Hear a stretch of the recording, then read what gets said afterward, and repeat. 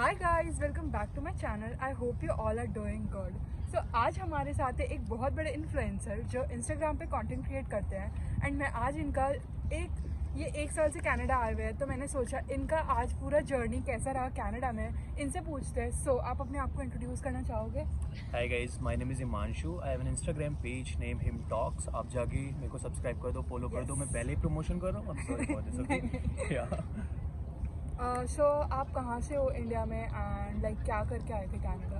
So basically मैं UP से हूँ। यूपी में एक छोटा सा सिटी है मेरठ, मैं वहाँ से हूँ। मैंने अपनी स्कूलिंग सारी वहाँ से की है। Then I got admitted in DU, that is Delhi university. मैंने वहाँ से BCom की और उसके बाद जैसे ही मेरी BCom 2022 में ओवर हुई, मैं कनाडा के लिए मैंने फाइल लगा दी और मैं आ गया। तो कनाडा ही क्यों चूज़ किया? लाइक और भी बहुत सारी अब्रॉड कंट्रीज़ है, आप वहाँ पे भी जा सकते हैं, क्यों कनाडा?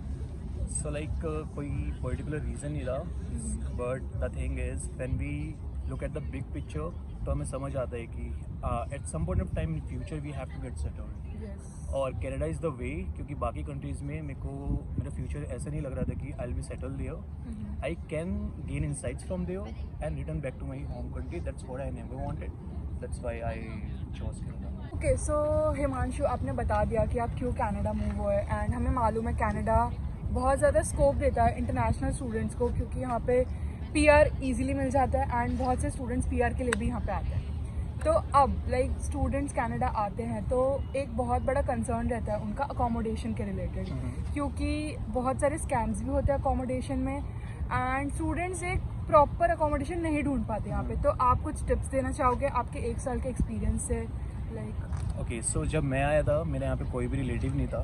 बच्चे क्या करते हैं, उनका रिलेटिव होते हैं, कुछ टाइम के लिए वहाँ पे टेम्परेरी स्टे करते हैं, देन अपनी परमानेंट अकोमोडेशन फाइंड करते हैं। मेरे केस में मेरा कोई रिलेटिव नहीं था। मैं कोई ऐसा ढूंढ के भी नहीं आया था सर्च की, मैं पहले से ही प्रिपेयर होकर आया था। फेसबुक मार्केट प्लेस या कोई भी प्लेटफॉर्म से मैंने कुछ भी नहीं किया था। Like I did zero thing. मैं यहाँ पे आया, I book Airbnb for 3 days। उसके बाद I search for the accommodation. मेरे को एक बंदा था जो मिला, like the guy met me on airport. वो मेरा अच्छा दोस्त बना, तो उसने मेरे को फर्स्ट मंथ के लिए अकोमोडेट कर दिया। देन नेक्स्ट मंथ के लिए जो मैंने प्लेटफॉर्म्स यूज़ किए उसके ऊपर मैंने अपनी वीडियो भी बना रखी है। बट मैं आपको बताता हूँ, जो मोस्ट कॉमन प्लेटफॉर्म होते हैं अकोमोडेशन ढूंढने के लिए इन कनाडा, वो होता है market place, Facebook market place, Kijiji and WhatsApp groups and your reference कि आपके कितने नेटवर्क्स हैं, वो आपकी कहीं ना कहीं हेल्प कर दे, आपके रिलेटिव, आपकी फ्रेंड। सो अकोमोडेशन का आज का सिनेरियो देखो, it's hard to get accommodation easily, क्योंकि मेरे को बहुत सारे DMs आते हैं कि घर नहीं मिल रहा है। तो आज के टाइम पे जो मेरे को ऐसा लगता है जो 2024 में मूव हुए हैं ना, जैन इंटेक में, 2023 में सितंबर इंटेक में मूव हुए हैं, they are facing more problems than us. And जो अकोमोडेशन मिलता भी है या तो वो इतना अच्छा नहीं होता और उसका लोग इतना ज़्यादा रेंट पे करते हैं। एग्जैक्टली। तो आप बताना चाहोगे, लाइक आप एक रफ अमाउंट दे सकते हो कि आप इस टाइम पे कितना अमाउंट पे करते हो रेंट का? गाइज मेरी एक स्टार्टिंग से टेंडेंसी रही थी, like I had a thought कि मैं हर चीज़ में सेक्रीफाइस कर लूँगा, खाने और रहने में कभी नहीं करूँगा। So even I am sharing a room but still I am paying 700 for it. It's a good place. अच्छा। एंड वॉशरूम की सबसे बड़ी दिक्कत यही होती है कि आपके घर में अगर ज़्यादा बंदे रहते हैं आपके साथ, then it's hard to share washroom with everyone. Exactly. So मैंने वो चीज़ देखते हुए I am just sharing washroom with 2 people। Okay, so that is way to better. मैंने देखे हैं बंदे एक रूम में 8 बंदे, 1 BHK में 12 बंदे भी देखे हैं मैंने। अगर कुछ एरियाज़ है, नाम नहीं मेंशन करूँगा, बट अगर आप नॉर्थ ईस्ट साइड जाते हो, you will get to know मैं किसके बारे में बातें कर रहा हूँ। बहुत ज़्यादा क्राइसिस बहुत फेस करना पड़ता है स्टूडेंट्स को। तो ठीक है, चलो अकोमोडेशन का तो आपने एक रफ फिगर दे दिया कि ऑब्वियसली, पर अगर एक अच्छे से सर्च करके आए तो हम लोग ईजिली अकोमोडेशन फाइंड कर सकते हैं विदिन $500 to $600 इन शेयरिंग। अगर आप प्राइवेट रूम के लिए जाते हो, it can exceed $700। That's it. Okay, so चलो अकोमोडेशन की बात तो अपन ने कर ली। अब आते हैं यहाँ का like grocery and all that stuff. तो एज एन इंटरनेशनल स्टूडेंट आप अपना ग्रोसरी शॉपिंग वगैरह कैसे मैनेज करते हो? सो ग्रॉसरी का क्या होता है, स्टार्टिंग में सब मतलब हम अपने घर से आए हुए होते हैं, हमें कुछ ऐसी आदतें नहीं होती कि हमें ग्रॉसरी करनी है, वो सब मम्मा पापा ऑलरेडी कर रहे होते हैं वहाँ पे। हम यहाँ पे आके जब वो चीज़ें फेस करते हैं बहुत हार्ड होता है। वही मेरे लिए था फर्स्ट मंथ में जब मैं ग्रॉसरी करने जाता था, तो grocery store was a bit far from my place where I was living there. So मेरे को बहुत हेक्टिक होता था। जैन टेक में आया बंदा इतनी बर्फ़ में पहली बार, इतने माइनस टेम्परेचर में ग्रोसरी करने जा रहा है, तो वो स्ट्रगल थी एक टाइम पे, बट आज वो लगती है कि हाँ मतलब बंदा यूज टू हो जाता है एक पॉइंट के बाद। सो मैं भी हो गया, बट हाँ इट इज़ हार्ड इनिशियली।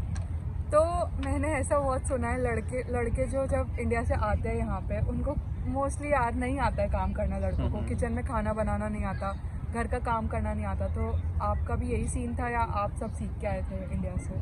सो मेरी मम्मी का सबसे बड़ा दुख यही था कि ये बंदा कुछ करता नहीं है। आने से पहले मेरी मम्मी बोलती थी आजा किचन में, देखो बनाना सिखाती हूँ, and trust me I just know 2 to 3 things, not even cook, but I know कि हाँ बनाना शेक वगैरह वही रेगुलर चीज़ है कि जिंदा रह लूँगा, इतना आता है मेरे को। मैगी, चाय, एग्जैक्टली रोटी। तो मतलब ये बेसिक चीज़ें आती हैं, कोई ऐसा सर्च कुक करना नहीं आता मेरे को। बट मेरे साथ एक एडवांटेज ये रहा कि मेरे को आती एक रेस्टोरेंट में जॉब मिली, and still I am working in a restaurant, it's been more than a year now. So जब आप रेस्टोरेंट में काम करते हो ना, तो आपको लंच या डिनर और वट एवर आप, हाँ मील 2 भी मिलती थी मेरे को लंच और डिनर दोनों मिलते थे, because I was doing 8 hour shift. और वो बहुत ज़्यादा सेटल सा हो गया था आने के बाद कि हाँ लंच का भी सॉर्ट है और फिर डिनर का भी सॉर्ट है, और जो बचता था वो हम, आपको पता है कि कनाडा में काम कैसे चलता है लोगों का। यू नो दैट कि कनाडा में क्या होता है, बंदे एक हफ्ते का खाना एक टाइम पे बना के उसको फ्रीज करते रहते हैं कुछ टाइम के लिए और खाते रहते हैं। सेम हैपन विद मी, मेरे को खाना मिलता था, लास्ट डिनर मिला, नेक्स्ट डे मेरा ऑफ है, तो मैं थोड़ा वो बचता था, थोड़ा उसको नेक्स्ट डे खा लेता था। सो मेरे को कुकिंग में कभी इतना स्ट्रगल फेस नहीं करना पड़ा। क्योंकि फ्रोजन फूड खा के एक टाइम पे ऐसा होता है यार बस हो सच गया, में घर जाना है। चलो ठीक है, आपने बता दिया कि आप कैसे मैनेज करते हो। एंड ग्रोसरी का कोई रफ फिगर दे सकते हो कि कितना आप पे करते हो? Like so on an average $100 आपके हो जाते हैं ग्रोसरी में, अगर आप शेयरिंग में करते हो। अगर आप पर्सनल अपनी ग्रोसरी करोगे, इट कैन एक्सीड $150। ओके, चलो नाइस। इतना तो अभी इन्फ्लेशन के हिसाब से ठीक है, इतना चलता है। 200 के अंदर हो जाए तो गाइस खाने में कभी भी कंजूसी मत करना, कभी भी, क्योंकि यार तुम यहाँ पे इतना काम ऑलरेडी कर रहे हो ना, अपनी बॉडी, अपनी फिजिकल और मेंटल हेल्थ को इतना ज़्यादा यूज़ कर रहे हो, उसको रिवाइव करने के लिए फूड चाहिए। अगर फूड अच्छे नहीं खाओगे ना, पैसे को देख के कि यार ज़्यादा खर्च हो रहा है, तो डजंट मेक सेंस। चलो ठीक है, खर्चा बातें तो कर ली। खर्चे करने कैसे? पॉकेट में पैसे ही नहीं होंगे तो खर्चे कैसे करेंगे? एग्जैक्टली। अब आगे बढ़ते हैं जॉब्स के बारे में। आप जैन इनटेक में आए थे, एंड हम लोग को मालूम है विंटर्स में कितने ज़्यादा क्राइसिस होते हैं जॉब के। मैं खुद 2 महीने से अनएम्प्लॉयड हूँ, एंड बहुत सारे स्टूडेंट्स हैं जो अभी तक ये फेस कर रहे हैं। तो आपने जॉब कैसे ढूंढी? आपको कितने दिन में जॉब मिली, एंड क्या एक्सपीरियंस था आपका, आप बताना चाहोगे? सो इस पॉइंट पे भी मैं थोड़ा लकी रहा। मैं 23 दिसंबर 2022 को लैंड हुआ था, and I got job on 2nd of Jan within a week. Like मेरी ओरिएंटेशन भी नहीं हुई थी कॉलेज की, मैंने जॉब स्टार्ट कर दी थी। ऑन द अदर हैंड इस टाइम जॉब की कंडीशन, जॉब मार्केट कनाडा का थोड़ा बेटर था। जॉब्स थी वहाँ पे, कैजुअल वर्क्स थे, पार्ट टाइम जॉब्स थी, बट उस टाइम भी मेरे एम्प्लॉयर ने मेरे को बोला था कि I need full time availability. या सो गाइज मैं आपको एक हैक बताना चाहूँगा यहाँ पे। अगर आप जॉब के लिए अप्लाई करते हो ना, never show your real availability at first. उनको ज़्यादा से ज़्यादा अवेलेबिलिटी देने की कोशिश करो, एंड देन जब आप हायर हो जाते हो, then they will ask you again for your availability, तब आपको अपनी रियल अवेलेबिलिटी उनको देनी होती है। That's what I did. मैंने स्टार्टिंग में उनको बोल दिया ठीक है मैं फुल टाइम अवेलेबल हूँ, क्योंकि मेरी ओरिएंटेशन हुई नहीं थी और एक हफ्ते में फ्री था। सो हायर होने के बाद मैंने अपने मैनेजर से बात की कि मेरी अवेलेबिलिटी इस टाइम पे है, मेरी अकॉर्डिंगली शिफ्ट देना। तो उसने वही किया। So it's an easy way कि यार एक बंदा क्या मांगता है कि मेरे को 2 बंदे हायर ना करने पड़े फॉर अ जॉब पोजीशन, एक बंदे वो सारी चीज़ें कर ले, अवेलेबिलिटी इतनी दो उसको, इतने दिखाओ ताकि वो आपको हायर कर ले। मेरे सिनेरियो में ये रहा, मैंने 8 मंथ्स एक इंडियन रेस्टोरेंट था उसमें वर्क किया as a food runner. Then मेरे को मेरी फील्ड जॉब मिली एक डेटिंग ऐप में, पार्ट टू लव करके एक कंपनी थी यहाँ पे। देन मैंने वो छोड़ दी बिकॉज मेरी कोऑप थी मेरे प्रोग्राम में, that was a mandatory co-op, तो मैंने डायबिटीज़ कनाडा से कोऑप की है। देन कोऑप के बाद I got hired in pottery one, it was seasonal. Guys seasonal के लिए भी थोड़ा सा advice you can understand, moment हो गया। एग्जैक्टली। सो यही है सीजनल के लिए ये एडवाइस है कि अगर सीजनल ले रहे हो ना, तो विंटर्स के आसपास मत लो। अगर सीज़न भी है ना, तो समर वाला सीज़न वे टू गेट हो, क्योंकि विंटर्स में जब वो सीज़न वाली जॉब आपकी ख़त्म हो जाएगी ना, तो उसके बाद आपको मार्केट इतनी फ्रीज हो रखी है ना यहाँ पे, it's hard to get a job. That same thing happen with me. मैंने पॉटरी वन छुटा इन जैन क्योंकि सीजनल था। उसके बाद I am still working in a restaurant while I want to work somewhere else now. I want to go for my field job and stuff, but I'm not getting my job right now because the job market is totally freeze right now. बहुत कम hiring हो रही है इस time. सही बात है यार, बहुत लाइक चलो पर आपकी एक जॉब सेफ है एंड आपका खर्चा निकल रहा है यहाँ पे। सिर्फ खर्चा निकल रहा है। Yeah. खर्चे भी यहाँ पे आसमान पे हैं और जॉब नहीं होती ना तो ज़्यादा खर्चे होते हैं, ये मैं आपको बताती हूँ, मेरी रियलिटी। ओके, सो जॉब का आपने बता दिया, अब बात करते हैं आपके कोर्स की। आपका कोर्स क्या है? लाइक आपका 1 साल का कोर्स है या 2 साल का कोर्स है? सो मैं 1 साल का कोर्स लेके इंडिया से आया था, मार्केटिंग मैनेजमेंट मैंने किया है हम्बर कॉलेज से। उसमें like it was 3 semester course जिसमें 2 सेमेस्टर मेरी क्लासेस थी और 1 सेमेस्टर मेरे को कोऑप करनी थी। It was a mandatory co-op. Second course I am doing digital and content marketing from York University right now and it gonna end in September. तो Humber college का experience कैसा था एंड कैंपस क्या था आपका? कौन सा कैंपस था? मेरा लेक शोर कैंपस था, सबसे प्यारा कैंपस, तीनों कैंपस में से सबसे प्यारा कैंपस था। बट हम्बर कॉलेज का मैं ये बोलूँगा गाइस, अगर आपको डिटेल में जानना है कि हम्बर कॉलेज में कैसा है क्या सीन है तो मेरे चैनल पे जाना, वहाँ पे देखो मैंने बहुत डिटेल वीडियो बना रखी है उसमें। लिंक डिस्क्रिप्शन में आ जाएगी। या but it is a strict college. अगर पढ़ने वाले बंदे और पढ़ना चाहते हो तो ही आना, ये मत सोचना कि चैट जीपीटी ये वो, क्योंकि पेन एंड पेपर लेता है। Not even lockdown browser, pen and paper exam. So guys वही अपना ट्रेडिशनल तरीका चलेगा, पेन एंड पेपर वाला। अगर देने हैं वो एग्जाम तो हम्बर चूज़ करना, अदरवाइज बहुत कॉलेज। हाश मैंने हम्बर में एडमिशन नहीं लिया, मैं बहुत लकी हूँ। You are lucky then. हमारे तो सारे एग्जाम ऑनलाइन ही रहते हैं, कोई भी ऐसे नहीं कि पेन पेपर ले रहे। कोई टीचर ऐसे डराने के लिए बोलते हैं कि पेन पेपर लेंगे, बट नहीं। हमारी 15 क्विज परसों की बात है, वो भी pen paper. Oh my God, 15 quiz. तो पढ़ना पड़ता है, मतलब पढ़ना पड़ता है। बच्चे पढ़ने आए हैं, हम्बर वाले बच्चे पढ़ते हैं। हम्बर वाले बच्चे पढ़ना पड़ता है। एंड यॉर्क यूनिवर्सिटी का एनवायरनमेंट कैसा है? देखो यूनिवर्सिटी है, ऑब्वियसली थोड़ा एटमॉस्फेयर अच्छा है, अंदर से एक्टिविटीज़ होती रहती हैं, इवेंट्स होते रहते हैं। जैसे आज रात को भी वहाँ पे कोई गेमिंग इवेंट है, देन एक बॉलीवुड नाइट है, तो मैं वहाँ पे भी जाऊँगा। तो मतलब अगर सोशल कल्चर देखें यॉर्क का अच्छा है, but when it comes to study I would prefer Humber. York में अच्छा है, अनडाउटली ऐसे नहीं बोलूँगा कि बिल्कुल बेकार है, बट थोड़ा लीजेंड है यॉर्क, क्योंकि York is for degree. You are doing masters and PhD from there, it makes sense. They will keep you on your toe. But अगर तुम कोई कॉलेज डिप्लोमा करते हो या ग्रेजुएट सर्टिफिकेट करते हो, उस टर्म्स में यॉर्क इतना ज़्यादा स्ट्रिक्ट नहीं होता, थोड़ा लीनियंसी रखता है। ओके, सो फीस वगैरह का थोड़ा ब्रीफिंग। या फिर से पैसा आ गया। पैसा तो घूम फिर के पैसा आ रहा है। घर से बाहर निकलो, पैसे डॉलर्स रेडी रखो। सो क्या पूछना चाहोगे आप फीस के बारे में? यूनिवर्सिटी में आपका 1 साल का ही कोर्स है, तो हम्बर में क्या था एंड ये यॉर्क यूनिवर्सिटी में कितना पे किया था? सो हम्बर में आई पेड अराउंड $18,000, जो कि 11 लाख बनता है अपनी INR में।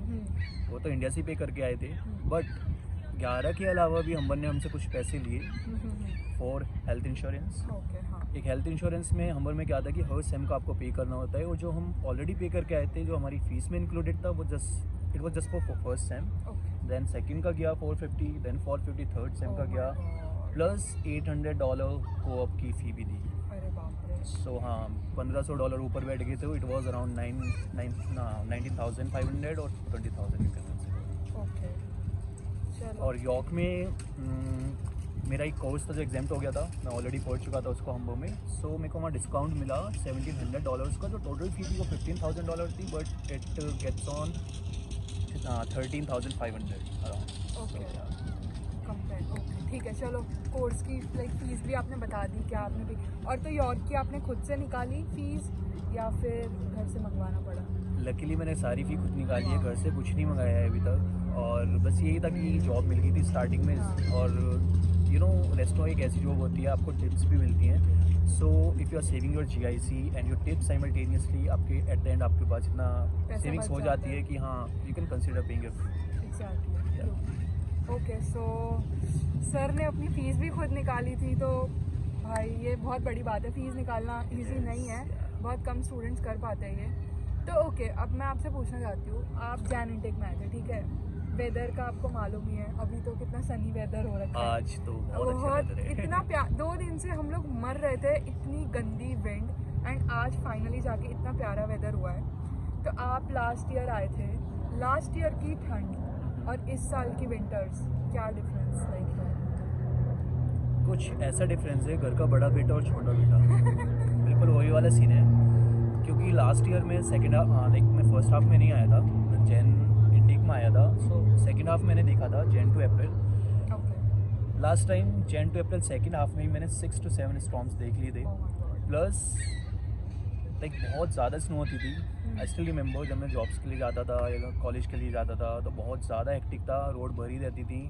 इस बार क्या हुआ, स्नो हो रहा है, 2-3 स्टॉर्म आए हैं, स्नो होती है देन मेल्ट हो जाती है, मेल्ट हो जाती है। या तो बारिश आ जाएगी या धूप निकल जाएगी। एग्जैक्टली। सो लग नहीं रहा है कि इस बार की कनाडा की विंटर्स हैं, but I am liking it कि नहीं है तो अच्छा और है। कैनेडियंस के लिए तो ऑलरेडी समर्स आ चुके हैं यहाँ पे। Obviously. साइकिल चला रहे हैं, डॉग्स को घुमा रहे समर्स में हैं। बहुत मज़ा आता है गाइस, बहुत प्यारा होता है समर्स। यहाँ पे आउटडोर एक्टिविटीज़ इतनी होती हैं क्योंकि बंदे को 8 महीने बाद टाइम मिलता है बाहर निकल के कुछ करने का। तो और summer are अभी good. हम लोग हार्बर फ्रंट के पास शूट कर रहे हैं, सो देख ही Yeah. सकते हो आप कितना प्यारा है पीछे।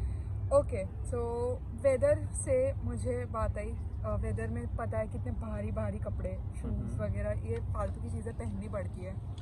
तो स्टूडेंट्स यहाँ पे आके ना, मतलब कुछ स्टूडेंट्स गलती भी कर देते हैं जो जान इनटेक में आते हैं, वो ये सोचते हैं कि जाते ही हम लोग कहाँ जाएंगे जैकेट लेने, शूज़ लेने। तो आपने लाइक क्या किया था? जैकेट यहाँ से आके ली थी, और ली भी तो कौन से ब्रांड की ली एंड कैसे मैनेज किया सब? सो मैंने यहीं पे आके जैकेट ली थी। जैन इनटेक वालों का फ़ायदा पता है क्या होता है कि आपको बॉक्सिंग डे और ब्लैक फ्राइडे का फ़ायदा मिल जाता है। If you have relatives and friends in Canada already, तो आप उनको कॉन्टेक्ट करके बोल सकते हो कि can you please buy me a jacket on Black Friday. क्योंकि ब्लैक फ्राइडे आता है ऑन 25 नवंबर के आसपास, जो कि हम 1 महीना पहले तो आएंगे नहीं ऑब्वियसली। तो अपने फ्रेंड्स को बोल सकते हो, अगर वो मिस हो जाता है तो आप खुद आओ 1 हफ्ते पहले। क्रिसमस के आसपास बॉक्सिंग डे होता है, उस पर भी अच्छी डील्स मिलती हैं। तो मैंने हॉलिस्टर लिया था। हॉलिस्टर की जैकेट कॉस्ट में अराउंड $120, अभी तक चल रही है and it is really good, very light. और विंटर शूज़? विंटर शूज़ मैंने फर्स्ट टाइम नहीं लिए थे। ओके। सो मेरे नाइकी के शूज़ थे, मेरे को लगता था उसका सोल इतना मोटा है कि हाँ सर्वाइव कर जाएगा। इतनी नीट नहीं लगी थी लास्ट टाइम भी विंटर शूज़ का, क्योंकि उन बंदों को डर होता है जिनको शू वाइट का होता है। और लाइक मेरे को मतलब नीट नहीं लगी इस टाइम। और ऐसा सिर्फ पता है, विंटर शूज़ मेरे को तो कब ज़रूरत लगती है कि जब हम बस का वेट कर रहे हैं एंड घर से निकल के हमें बस स्टॉप तक जाना है, और बाकी जगह तो हम हीटर में ही रहते हैं। एग्जैक्टली। तो विंटर शूज़ क्या ही लाइक जब आपकी स्नो मेल्ट होना स्टार्ट होती है, वो ब्लैक आइस बनती Black है, ice बनती है। स्लिप होना स्टार्ट होता है, तो उस टाइम पे विंटर शूज़ काम आते हैं। अदरवाइज विंटर शूज़ का इतना कोई कुछ नहीं ज़रूरत है। नहीं होती। सही बात है। मैंने इस बार लिए हैं, कुछ काम नहीं आए, इस 2-3 बार बार तो पहने। वेस्ट है पैसे, अच्छा है मैंने Exactly. नहीं लिए। मैंने लिए but doesn't make sense for me okay Himanshu ji, हमने आपसे सारा चिट्ठा खुलवा लिया है ऑलमोस्ट। कि क्या क्या आपने किया है कनाडा में 1 साल में।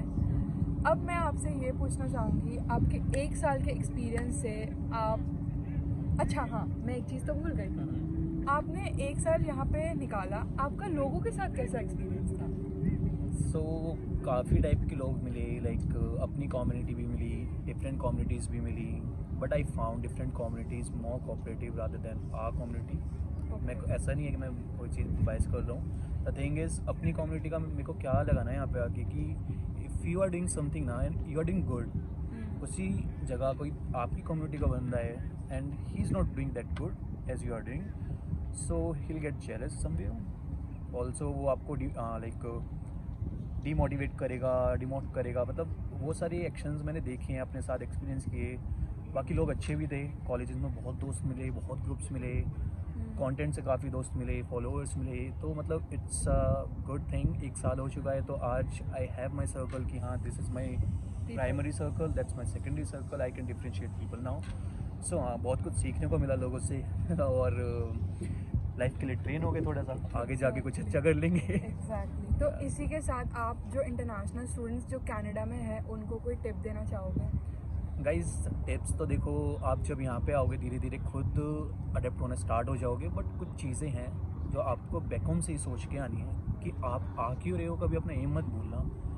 यहाँ पे आके 1 साल हो जाएगा, 2 साल हो जाएंगे, आप ऐसे भी होगा कि आप अपने जो ट्रैक है वहाँ से आप आउट हो जाओगे कुछ टाइम के लिए, तो उस ट्रैक पे वापस लेकर आना इट्स योर रिस्पॉन्सिबिलिटी। ऑल्सो थोड़ा फाइनेंस को देख के चलना, ऐसा नहीं होना चाहिए कि पैसा है तो खर्च ही कर देना, थोड़ा आगे भी देखना कि like there should be some emergency fund in your bank account, कि अगर अपने कुछ नहीं क्रेडिट होगा कार्ड को वैसे टैप करना कि आप अंबानी के बेटे नहीं हो। भांजे नहीं हो या बेटे नहीं, सॉरी।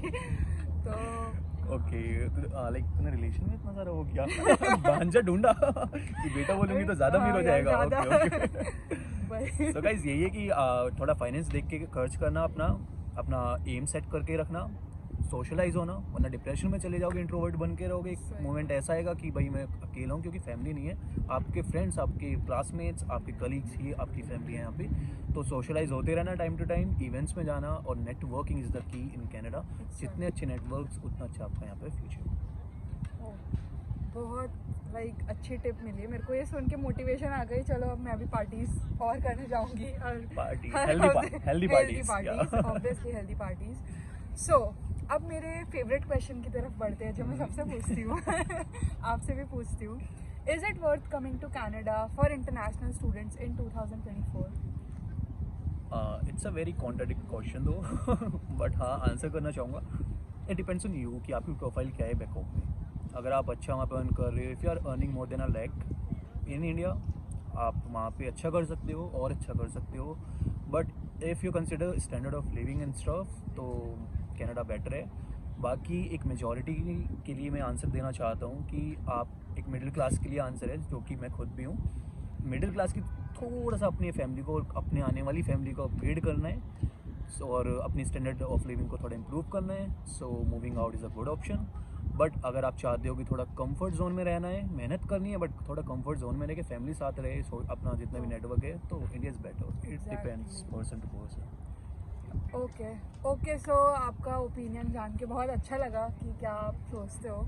सो गाइस ये था पूरा हिमांशु की जर्नी के बारे में, कैसे इन्होंने 1 साल कनाडा में निकाला। एंड काफ़ी, मैं तो कहूँगी आपकी जर्नी अभी तक स्मूथ रही है। आई टच वुड आगे भी स्मूथ रहे, एंड आपने जो जो फ्यूचर के लिए सोचा है वो सब आप अचीव करो बहुत जल्दी। Thank you so much. And guys इनको अभी इंस्टाग्राम पे जाके फॉलो करो, क्योंकि इनका कंटेंट बहुत क्रेजी होता है एंड फन भी होता है, तो जल्दी जाके फॉलो करो, लिंक डिस्क्रिप्शन में। And thank you so much Himanshu अपनी जर्नी शेयर करने के लिए मेरे चैनल पे। Thank you so much for inviting me on your channel, and it's really grateful of you मेरे इंटरव्यू लेने के लिए। Thank you so much. So guys आगे ही ऐसे अच्छे अच्छे इंटरव्यू आते रहेंगे। सब्सक्राइब करो मेरे चैनल को, एंड जाने से पहले वीडियो को लाइक करो, कमेंट करो, एंड अब मिलते हैं अगले वीडियो में। Bye for now. Subscribe the channel, bye.